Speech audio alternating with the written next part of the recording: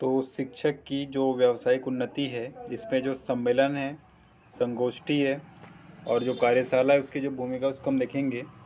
तो सबसे पहले हम लोग एक-एक करके देखेंगे। सबसे पहले सम्मेलन को देखेंगे, उसके बाद फिर संगोष्ठी यानी कि जो सेमिनार होता है, उसके बाद जो कार्यशाला यानी कि जो वर्कशॉप की जो भूमिका है, ये शिक्षक के व्यावसायिक उन्नति में किस प्रकार से इनकी भूमिका है, उनको हम लोग देखेंगे।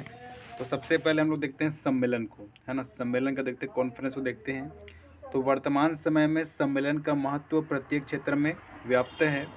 सामाजिक, धार्मिक, राजनीतिक तथा शैक्षिक आदि सभी क्षेत्रों में सम्मेलन प्रविधि का उपयोग किया जाता है। अंग्रेजी में सम्मेलन को अनेक शब्दों से जाना जाता है, जैसे कि कॉन्फ्रेंस, कन्वेंशन और मीट आदि। सम्मेलन में शिक्षकों, निर्देशकों और अनुदेशकों की एक टीम होती है। इसके बाद हम लोग आगे बढ़ते हैं इसमें।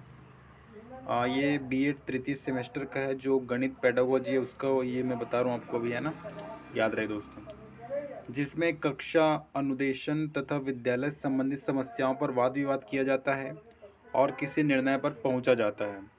अब यहाँ पे मैं आपको जो सम्मेलन होता है, कॉन्फ्रेंस की एक परिभाषा बता रहा हूँ कि सम्मेलन जो है व्यक्तियों की एक सभा होती है, जिसमें उन्हें किसी एक साथ किसी विशिष्ट कार्य या समस्या पर चिंतन तथा वाद विवाद एक निश्चित समय में करना होता है।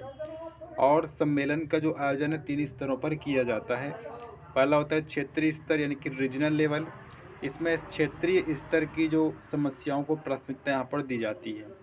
दूसरा होता है राष्ट्रीय स्तर यानी कि नेशनल लेवल पे यदि बात करें तो इस प्रकार में राष्ट्रीय लेवल यानी कि राष्ट्र संबंधित शैक्षिक, धार्मिक, सामाजिक और राजनीतिक समस्याओं को महत्व यहाँ पर दिया जाता है। इसके बाद तीसरा आपका होता है अंतर्राष्ट्रीय स्तर यानी कि इंटरनेशनल लेवल की बात करें तो इसमें मानवीय समस्याओं, वैज्ञानिक आविष्कारों और नवीन उपागमों यानी कि जो नवीन अप्रोच हैं संबंधित समस्याओं पर चिंतन और विवेचन यहाँ पर किया जाता है। इसके बाद यहाँ पे दिया हुआ है सम्मेलन के आखिर उद्देश्य क्या होते हैं, है ना। आखिर सम्मेलन के उद्देश्य क्या होते हैं, इनके जो टारगेट हो क्या होते हैं। तो दोस्तों सम्मेलन का उद्देश्य व्यापक होता है।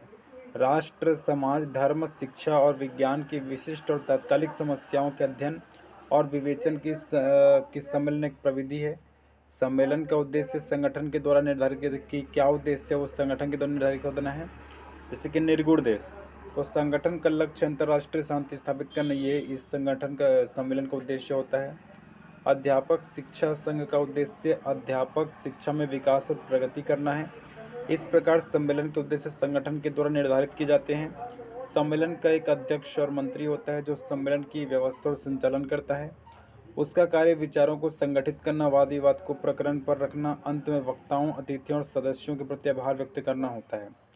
वक्तागण अपने प्रपत्रों के प्रमुख पक्षों को प्रस्तुत करते हैं और सदस्यों की प्रतिक्रिया पर स्पष्टीकरण देते हैं और सदस्यों को दूसरों के विचारों की सराहना और आलोचना करने का पूर्ण अधिकार होता है।